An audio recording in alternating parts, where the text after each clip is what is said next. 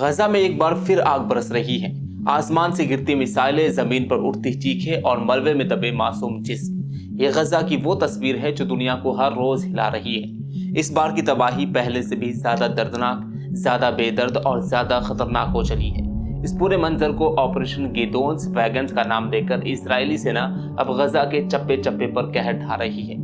18 मार्च को जब आखिरी बार संघर्ष विराम टूटा, तब से अब तक जो हालात बने हैं वो गजा के इतिहास के सबसे खूनी दौर में से एक बन गए हैं। पिछले 24 घंटे में इजरायली हवाई हमलों में 146 फलस्तीनी मारे जा चुके हैं और सैकड़ों घायल हैं। इनमें बच्चे, बूढ़े, महिलाएं और अस्पतालों के मरीज तक शामिल हैं। उत्तरी गजा का इंडोनेशियन हॉस्पिटल अब अस्पताल कम औरतों बच्चों की लाशों से भरी लाशों का घर ज्यादा बन चुका है। अस्पताल के डायरेक्टर ने बताया कि सिर्फ आधी रात से अब तक 58 लाशें आई हैं, जिनमें 4 छोटे बच्चे शामिल हैं। हालात इतने बुरे हैं कि बहुत सारे लोग अब भी मलबे के नीचे दबे हैं और मदद के लिए चिल्ला नहीं सकते, क्योंकि मदद पहुंचाने वाला कोई बचा नहीं।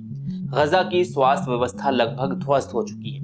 महीनों की बमबारी, दवाओं की किल्लत और मानवीय सहायता पर लगी बंदिशों ने इस धरती को मौत का कुआं बना दिया है। यूनाइटेड नेशन ने भी आगाह किया है कि गजा में अब भुखमरी का खतरा दरवाजे पर है। यूएन ने तो साफ कहा है कि अब भी अगर दुनिया कुछ नहीं करती तो जेनोसाइड की तस्वीर पूरी हो जाएगी। इजराइल ने इस नए हमले को ऑपरेशन गिदोन्स वैगन्स नाम दिया है।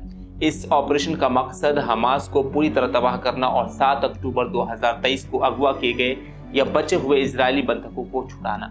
पर जमीनी सच्चाई ये है कि ऑपरेशन की चपेट में सबसे ज्यादा वो मासूम लोग आ रहे हैं जिनका ना तो हमास से कोई लेना देना है और ना ही कोई हथियार उनके पास है।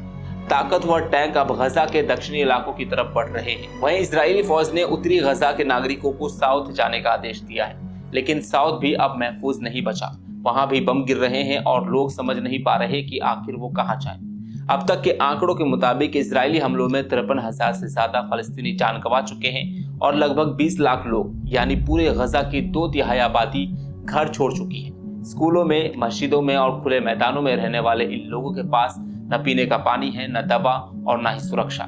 बमबारी के बीच पैदा होते बच्चे, एक एक इंजेक्शन को तरसते मरीज और एक रोटी के लिए लड़ते भूखे लोग, ये है आज का गजा। दुनिया के लिए ये सिर्फ एक खबर हो सकती है, लेकिन फलस्तीनियों के लिए ये हर रोज का जीता जागता नरक है। सबसे दिलचस्प बात यह है कि इस बार अमेरिका की भूमिका और ज्यादा चौंकाने वाली रही है।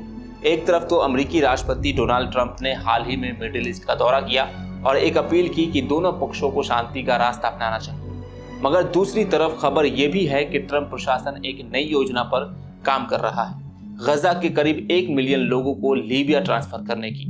इसके लिए अमेरिका की ओर से लीबिया को अरबों डॉलर का ऑफर दिया जा सकता है।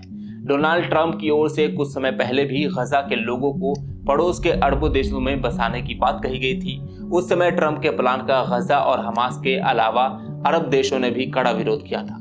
हालांकि फलस्तीनी नेताओं ने इस योजना को पूरी तरह खारिज कर दिया है। उनका कहना है कि यह सिर्फ एक जबरन पलायन की चाल है, जो हमारे हक और जमीन दोनों छीनने की कोशिश है। अब सवाल उठता है कि क्या कोई है जो इस तबाही को रोक सके। संयुक्त राष्ट्र लगातार बयान दे रहा है कि यूरोपीय यूनियन चिंता जता रही है।